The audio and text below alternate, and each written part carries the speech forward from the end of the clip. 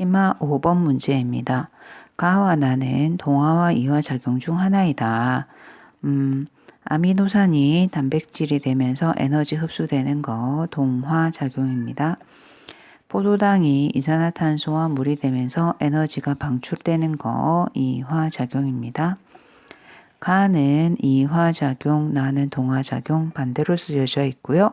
식물세포는 동화작용을 통해서 동화작용이 일어나죠. 여기서의 동화장의 리보솜인데 리보솜에서 단백질 합성 일어나니까 식물이든 동물이든 리보솜 가지고 있습니다.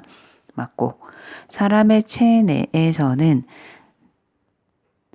단백질 합성 일어납니다. 사람의 체내에도 리보솜이 있잖아요. 그러니까 일어나지 않고 요 말이 틀렸습니다. 그 다음에 세포호흡도 일어납니다.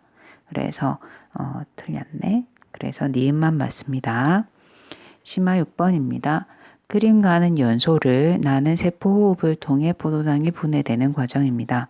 반응물은 포도당과 산소 같습니다. 생성물은 CO2와 물, CO2와 물로 같습니다.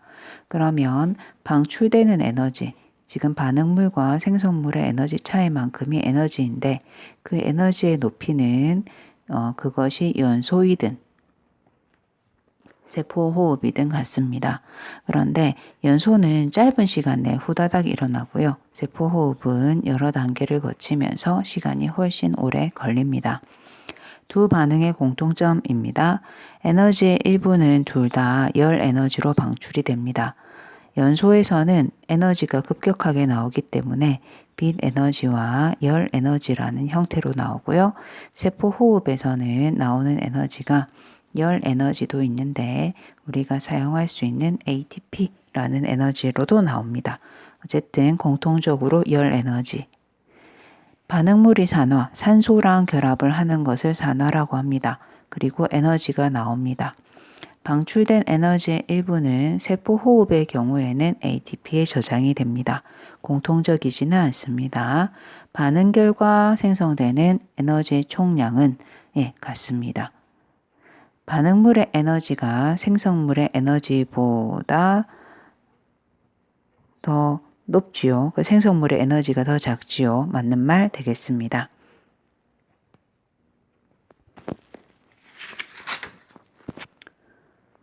심화 문제 7번입니다. 가는 빛 에너지 들어가서 포도당을 만드는 광합성, 동화작용이고요. 나는 포도당이 CO2와 물로 분해되는 세포호흡이고 이화작용이라고 얘기를 합니다. 가와 나 모두 물질대사, 효소관여 맞습니다. 가는 흡열반응, 나는 발열반응입니다. 동물, 식물 모두 세포호흡이 일어납니다. 그런데 동물에서는 광합성이 일어나지는 않습니다. 심화 8번 문제입니다. 어떤 화학 반응에서 효소가 있을 때와 없을 때 에너지 변화입니다. A와 B는 반응물과 생성물, 먼저 등장하는 것이 반응물, 시간이 지나서 만들어지는 것이 생성물입니다. 자, 여기에서 반응물과 생성물의 에너지 차이는 반응열이라고 얘기하고 이 반응열은 효소가 있든 없든 변하지 않습니다. 그런데 효소의 유무에 따라서 변하는 것은 언덕의 높이, 활성화 에너지라고 얘기를 하고요. 빨간색 그래프는 효소가 없을 때 반응이 언덕이 높으니까 일어나기 힘들고요. 파란색 그래프는 효소가 있을 때 그러면 언덕이 낮으니까 반응이 쉽게 일어날 수 있습니다. 이 그림에서는 생성물의 에너지가 더 높기 때문에 이 그림은 동화작용 흡열 반응입니다.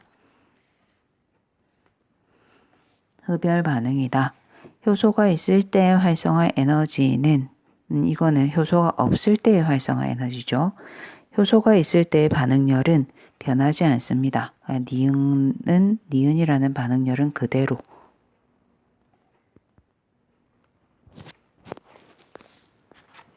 심화 9번 문제입니다. 효소와 기질의 반응을 나타낸 것이다. 이 기질을 우리가 반응물이라고 생각하시면 됩니다. 효소가 반응하는 물질을 기질이라고 합니다. 그리고 효소가 있으면 그 반응물을 다른 물질, 생성물로 만드는 게 아주 쉽습니다. 그런데 효소가 없는 상태에서 반응물이 생성물이라는 물질이 될 때는 정말 많은 에너지가 필요합니다. 보기 기억입니다. 가 단계에서 반응의 활성화 에너지, 반응이 일어날 때 필요한 그 언덕의 높이 낮아진다. 그게 효소의 기능입니다.